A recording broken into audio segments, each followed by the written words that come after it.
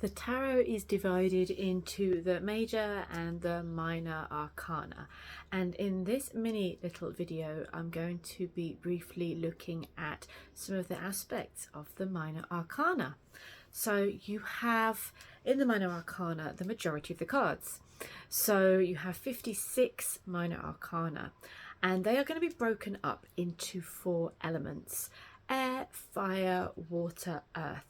And that is the order I teach them in, for reasons that I will explain if you want to find out more about tarot.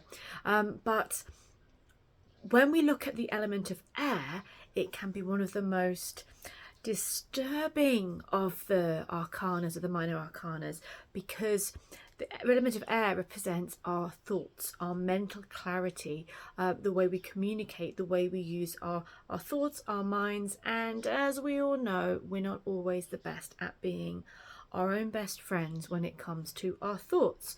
So when the artists of the tarot, the many different decks of the tarot, create their beautiful interpretations of these beautiful degrees of wisdom, or mirrors or reflections of wisdom, often the swords get the roughest the roughest end of the stick.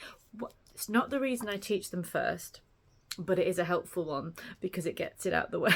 Once you dealt with the swords, you can kind of deal with the rest of them. So swords representing the element of air, representing clarity, thought, communication, the way we are connecting with our ideas, our inspiration, and the way we talk to ourselves as well as other people, and often the way we get ourselves in little traps in our mind. I think many of us know cards such as the Three of Swords, because it's quite a classic heartbreak card. I'm using this in the Wild Unknown Tarot, but in other decks such as the Druidcraft Tarot, you've got some beautiful depictions of the swords, and then in Emily Carding's Tarot of the She, they're called the Dreamer. So just in different decks they're also called different names, but in the majority the element of air is linked to the swords. And just a little primer for anyone wishing to learn the tarot and that may get freaked out by cards like this or this and believe me, that's some of the nicer ones, is that because the swords are all about what goes on in here, what this process is, maybe even our nervous system, our ideas, or the way these messages go around, we have the power to change them. We have the power to shift them. So when we get a card that is coming up that's mentally stressful, it is often our thoughts, our ideas, our words that are causing this stress.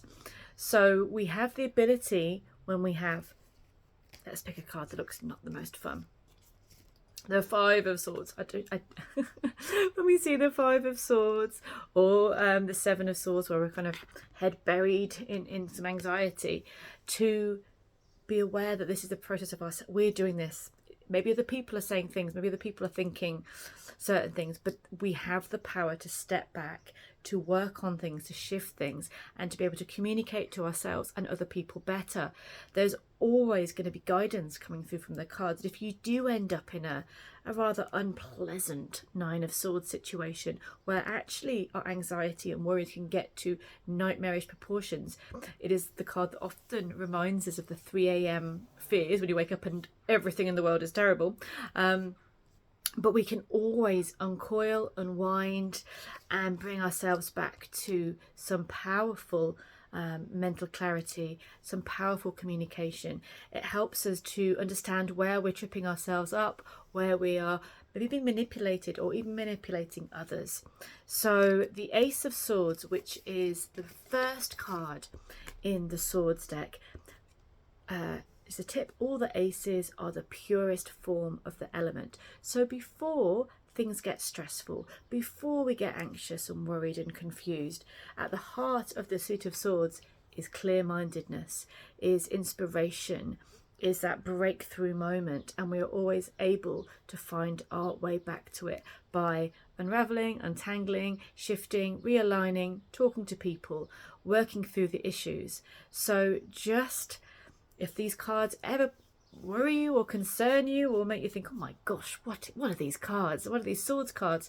Then this is why. It's because it is what we are projecting, what we are doing, how we are communicating, how we make this power of mental illumination and communication into sometimes our own worst enemy.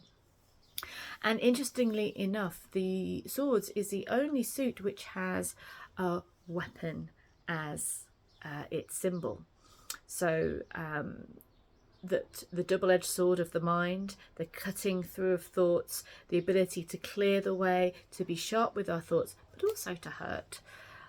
So that's a little bit about, a tiny weeny bit about the element of air. There is so much more that we can go into with this, and when we look at each tarot card, when we look at each, well, this is cute though, I love this one in this deck, the Four of Swords, restfulness and resting the mind. So when we look at each tarot card, each suit, each journey, we can go through so many different aspects. We go through the numerology, the colours, we go through the symbolism, the astrology, and also how these cards invoke different reactions with ourselves. You can go through a tarot deck a million times and you will always be presented, when you talk about it with a group or when you reflect in a different way, with a different meaning and a different answer.